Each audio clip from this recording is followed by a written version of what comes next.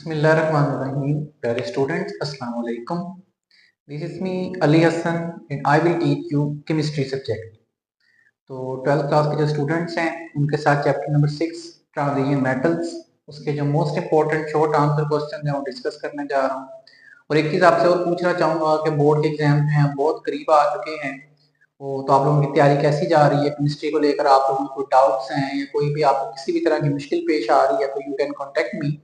और उम्मीद करता हूँ कि जो मेरा चैनल है और उस पर मौजूद जो कंटेंट है, जो वीडियोस हैं, वो आपको केमिस्ट्री की प्रिपरेशन के अंदर हेल्प भी कर रही होंगी और आप मेरी वीडियोस को बार बार देख भी रहे होंगे और आप बहुत सारी चीज़ों को लर्न भी कर रहे होंगे, अंडरस्टैंड भी कर रहे होंगे। तो इसके अलावा भी किसी भी चैप्टर के अंदर आप लोगों को जो है कोई भी किसी भी तरह की प्रॉब्लम आ रही है regarding long question, short question, तो आप लोग मुझे बता सकते हैं कमेंट सेक्शन में। तो मैं उसके अकॉर्डिंग जो है या जो भी आपकी प्रॉब्लम होगी उसके ऊपर भी वीडियो बनाऊंगा इंशाल्लाह। बाकी जो है उम्मीद करता हूँ कि आप लोगों को मेरी वीडियोस जो है वो पसंद भी आ रही होंगी और आप इससे बहुत कुछ सीख भी रहे होंगे। तो आइए चलिए स्टार्ट करते हैं चैप्टर नंबर 6 के इम्पोर्टेंट शॉर्ट क्वेश्चंस। अच्छा, एक चीज आपको और बताना चलूं कि जो चैप्टर नंबर 6 है ट्रांजिशन मेटल्स का, इसमें से बोर्ड के अंदर जो है वो 2 शॉर्ट आंसर क्वेश्चन आने हैं। तो छोटा सा चैप्टर है और गिने चुने इसमें से शॉर्ट जो है वो बोर्ड के अंदर हर साल रिपीट होते हैं। मैंने भी वही शॉर्ट अपने बोर्ड के ऊपर जो है वो आज राइट की आप लोगों से डिस्कस करने जा रहा हूँ, आप इनको अपनी तैयारी के अंदर एडअप करें।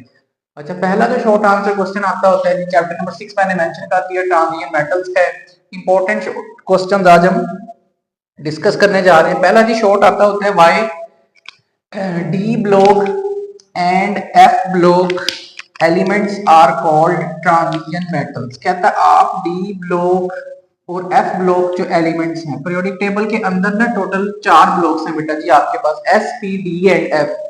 अब यहाँ पर जो बात हो रही है वो डी ब्लॉक और एफ ब्लॉक की हो रही है। कहते हैं जो डी ब्लॉक और एफ ब्लॉक एलिमेंट्स हैं इनको एक खास नाम दिया जाता है, वो क्या होता है? ट्रांजिशन एलिमेंट्स का। ऐसा क्यों है? पहले तो ना आपके वर्ड ट्रांजिशन को समझिए कि ट्रांजिशन वर्ड का मतलब क्या है। ट्रांजिशन वर्ड जो है ना बेटा जी इसका मतलब होता है बिटवीन, दरमियान में।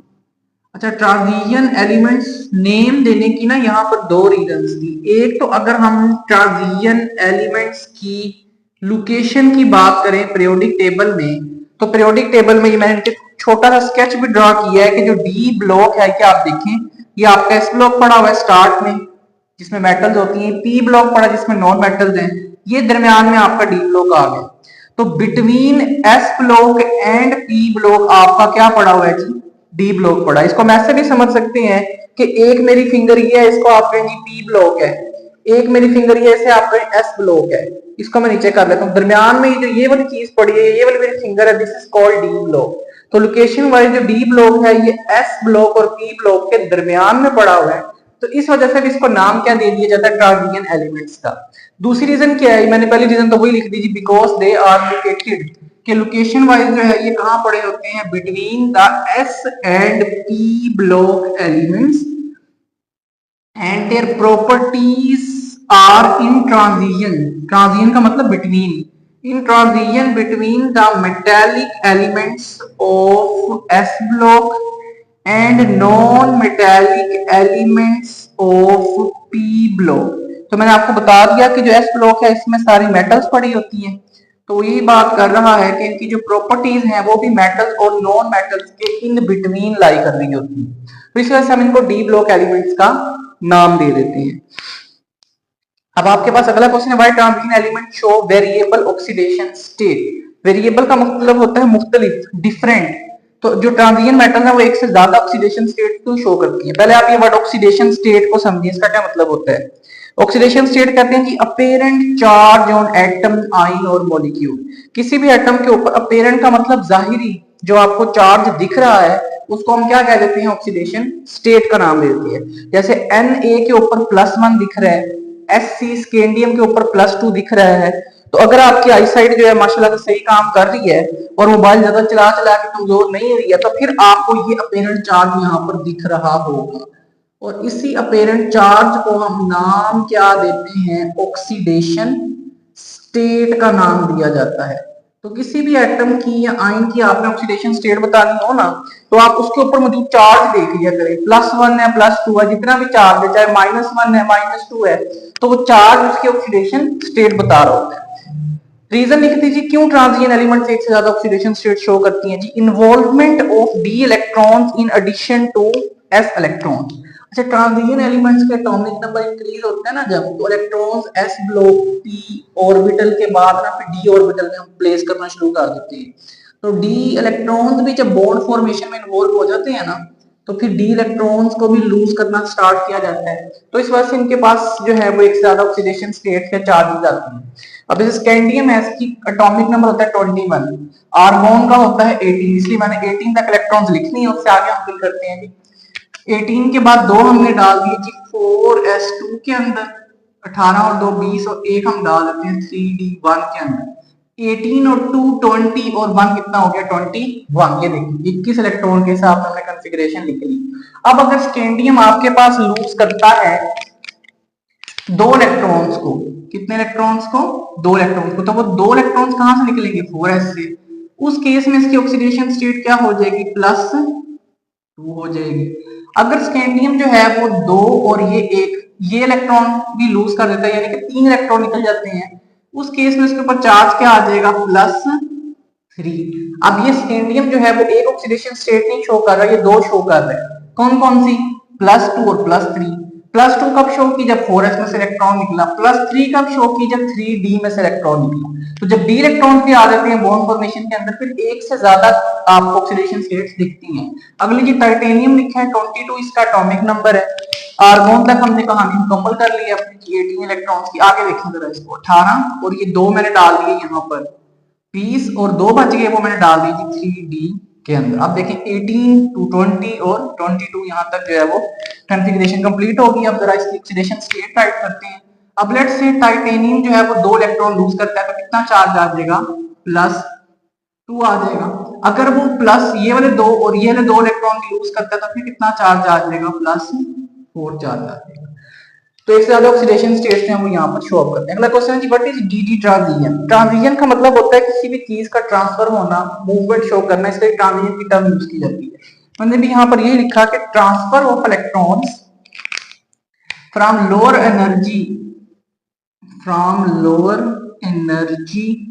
D orbital to higher energy D orbital. कि इलेक्ट्रॉन का कम एनर्जी वाले डी ऑर्बिटल से ज्यादा एनर्जी डी ऑर्बिटल की तरफ जाना, इसे कहते हैं डीडी ट्रांजिशन। 2 दफा डीडी क्यों लिखा कि लोअर एनर्जी वाला ऑर्बिटल भी कौन सा है डी, और हायर एनर्जी वाला भी कौन सा है डी। तो लोअर एनर्जी से इलेक्ट्रॉन जंप करके हाई एनर्जी डी ऑर्बिटल में जाएगा, तो इसको हम कहते हैं डीडी ट्रांजिशन। होती क्यों है जी, क्या मकसद है इसका, हम क्यों पढ़ रहे हैं इसको। Colour development in compounds. आप देखिए कोई भी कंपाउंड अगर कलर शो करता है तो उस कलर डेवलपमेंट का अपेयर होना या कलर का आना इसी डीडी ट्रांजिशन की वजह से होता है। अब प्रोसेस कैसे है, क्या है इसका मैकेनिज्म है, ये देखें जी डी ऑर्बिटल्स मैंने यहाँ पर लिखे हैं 5 तरह के होते हैं, dxy, dyz, dxz, dx2, y2 और dz2। अब जब भी डी ऑर्बिटल्स बॉन्ड फॉर्मेशन के अंदर हिस्सा लेते हैं तो ये 2 हिस्सों के अंदर अपने आप को डिवाइड कर लेते हैं। एक हो जाते हैं लोअर एनर्जी वाले और एक हो जाते हैं हायर एनर्जी वाले। जिनकी एनर्जी कम होती है वो हमने नीचे राइट कर दी है, इनकी एनर्जी क्या है कम, इनकी एनर्जी क्या है ज्यादा।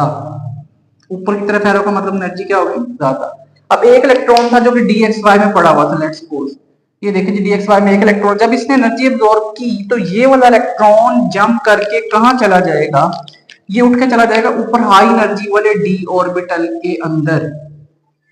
कहां चला जाएगा जी dx2 y2 के अंदर ये इलेक्ट्रॉन हम चला गया। कौन सा वाला जी dxy वाला। ये यहाँ पर आपके पास नहीं रहा तो मैं इसको यहां से कर देता हूँ जी। अब यहां से यहां तक जाते इसने कुछ ना कुछ एनर्जी क्या की होगी एब्जॉर्ब की होगी। जब यही इलेक्ट्रॉन वापस आएगा तो वापस आते हुए वही एनर्जी क्या करेगा, यहां से ये रिलीज करेगा। तो जब ये एनर्जी यहां से करेगा रिलीज, तो वही एनर्जी आपके पास अपेयर होगी एक खास कलर की फॉर्म में और उस कंपाउंड को कलर जो है वो असाइन करेगी। तो इस तरीके से ट्रांजिशन आपके पास होती है डीडी ट्रांजिशन, जिससे अपना कंपाउंड एक स्पेसिफिक कलर को शो अप करता है। अगला जी what are interstitial compounds. When small non metal atoms, कहते हैं छोटे छोटे नॉन मेटल्स जो हैं, लाइक मैंने आगे लिख भी किया hydrogen, boron, nitrogen, carbon enter the इंटरस्टाइसिस। इंटरस्टाइसिस का मतलब स्पेसिस, खाली जगह। interstices of transition metals, they give useful features to them. अब transition metals के जो atoms हैं, जो ट्रांजिशन मेटल इनके दरमियान में स्पेसेस होती है, खाली जगह। अब ये छोटे छोटे एटम्स आके जब उन स्पेसेस के अंदर उन स्पेसेस को फुल करते हैं, फिल करते हैं, तो तब इंटरस्टिशियल कंपाउंड्स बनते हैं। जैसे टाइटेनियम जो है ट्रांजिशन मेटल है, कार्बन जो है ये नॉन मेटल है। ये आके क्या करेगा, टाइटेनियम के एटम्स के दरमियान जो स्पेस होगी उसको फिल कर देगा। टाइटेनियम है, ये हाइड्रोजन जो है वो नॉन मेटल है। जैसे हमारे समटाइम जो है बूढ़े और दांतों के दरमियान स्पेस आने लग जाती है, अब डेंटिस्ट के पास जाते हैं तो डेंटिस्ट क्या करता है, उसी स्पेस के अंदर वो फिलिंग करना स्टार्ट कर देता है। तो इसी तरीके से ये नॉन मेटल भी आप वही समझें कि दो दांतों के दरमियान जो स्पेस आ रही है इसको क्या करेगा, फिल करेगा। तो इस तरीके से इंटरस्टिशियल कंपाउंड्स बनते हैं। अगला जी व्हाट आर लिगेंड्स। लिगेंड्स जो है द एटम काइंड्स और molecules which surrounds the central metal and donate electron pairs. अब वो कहता है जी एटम भी हो सकते हैं, आयन भी हो सकते हैं, मॉलिक्यूल्स भी हो सकते हैं, तीनों कैटेगरीज हो सकती हैं, लेकिन तीनों कैटेगरीज में काम एक ही हो रहा है कि वो इलेक्ट्रॉन को डोनेट कर रही है। या मैं कहूं इलेक्ट्रॉन डोनेटिंग स्पीशी या इलेक्ट्रॉन डोनर्स को भी हम क्या नाम दे देते हैं जी, लिगेंड्स का नाम देते हैं। तो लिगेंड और कुछ भी नहीं है, electron donating species called ligand. जैसे K4FeCN6 एक कॉम्प्लेक्स है, इसमें जो CN है साइनाइड, ये नेगेटिव आयन है, ये आयरन को इलेक्ट्रॉन डोनेट कर रहा है, तो इस वजह से हम इसे कहते हैं एन आयोनिक लिगेंड। क्यों? क्योंकि एक साइनाइड के ऊपर कितना चार्ज होता है, -1 चार्ज होता है, तो इलेक्ट्रॉन डोनेट कर रहा है, सो CN-1 इज द, आपके पास क्या हो जाएगा, एन आयोनिक लिगेंड हो जाएगा। अच्छा अगला क्वेश्चन है हमारे पास, व्हाट इज कोऑर्डिनेशन नंबर। तो ये भी सिंपल सा, the number of lone pairs of electrons, the number of lone pairs of electrons provided by the ligands to the central atom or ion। अच्छा यहाँ पर जो हमने देखा कि जो लिगेंड है वो मेटल को इलेक्ट्रॉन डोनेट कर रहा है, अब कितने इलेक्ट्रॉन डोनेट कर रहा है उसका उतना कोऑर्डिनेशन नंबर हो जाता है। जैसे गरीब बंदा है, एक गरीब बंदे की जो है वो 4 बंदे मिलके हेल्प कर रहे हैं, तो हमने ये देखना है कि गरीब बंदे की कितने बंदे मिलके हेल्प कर रही है। लेट्स से 4 बंदे मिलके हेल्प कर रहे हैं, तो फिर गरीब बंदे का कोऑर्डिनेशन नंबर कितना हो गया, 4 हो गया। अगर उसी गरीब बंदे की हेल्प जो है वो एक अमीर बंदा करता है, तो इसका कोऑर्डिनेशन नंबर कितना हो जाएगा, 1। अब यहाँ पर भी केमिस्ट्री में भी जो बेचारी मेटल्स हैं गरीब होती हैं, इनके पास जो है पैसे नहीं होते, इलेक्ट्रॉन्स नहीं होते, तो जो अमीर एटम्स होते हैं वो आके इनकी हेल्प करते हैं। अब जितने ज्यादा उसकी हेल्प करेंगे उतना ज्यादा उसका क्या हो जाएगा, कोऑर्डिनेशन नंबर। ये वही ऊपरला कॉम्प्लेक्स कोड किया है जी, इसी को आपने रट्टा मार लेना है, K4FeCN6। इसमें देखें आयरन के साथ 6 साइनाइड के एटम्स अटैच हैं, इसका मतलब आयरन जो है वो गरीब है बेचारा, इसकी टांग भी टूट गई है, बेचारे को नौकरी भी नहीं मिल रही, वेला बैठा होता है सड़क के ऊपर, भीख मांग रहा होता है। ये साइनाइड आता है रोड से गुजरता हुआ, कहता चलो यार अल्लाह कहता है गरीबों की मदद करनी चाहिए, चलो आयरन की हेल्प करते हैं। तो ये एक साइनाइड अपने बाकी साइनाइड के एटम्स को दोस्तों को बताता है कि यार वैसे सड़क पे ना आयरन बेचारा आज मैं गुजरा तो उसकी टांग टूटी हुई थी, हालत बेचारे की खराब थी, तो यार चलो उसकी हेल्प करते हो, चलो ठीक है यार हम भी करते हैं। ये सारे दोस्तों को बुला के ले जाता है, तो ये 6 साइनाइड जो है जाके इस आयरन बेचारे को उठाते हैं, अस्पताल ले जाते हैं, इसके इलाज वगैरह करवाते हैं और इसकी सारी जरूरियात पूरी करते हैं। तो ये 6 साइनाइड के एटम इस आयरन को सराउंड करके इसकी हेल्प कर रहे हैं। कैसे हेल्प कर रहे हैं, अपने इलेक्ट्रॉन इसको दे रहे हैं। कितने साइनाइड जुड़े, 1 2 3 4 5 6 जुड़े, तो कोऑर्डिनेशन नंबर कितना हो गया आयरन का, 6 हो गया। तो हमने ये जस्ट ये देखना है कि मेटल की हेल्प करने के लिए कितने जो है वो इलेक्ट्रॉन डोनेटिंग स्पीशीज जो है या ग्रुप्स हैं वो आगे बढ़ रही है। जितने ग्रुप्स अटैच हो जाए उतना सा क्या हो जाएगा, कोऑर्डिनेशन नंबर हो जाएगा। तो उम्मीद करता हूँ यहाँ तक आपको क्वेश्चन जो है वो समझ में आ गए होंगे। यहाँ तक आपको कोई भी कंफ्यूजन हो तो यू कैन आस्क मी। मिलता हूँ आपसे अपनी नेक्स्ट वीडियो में, तब तक के लिए अपना ख्याल रखिए।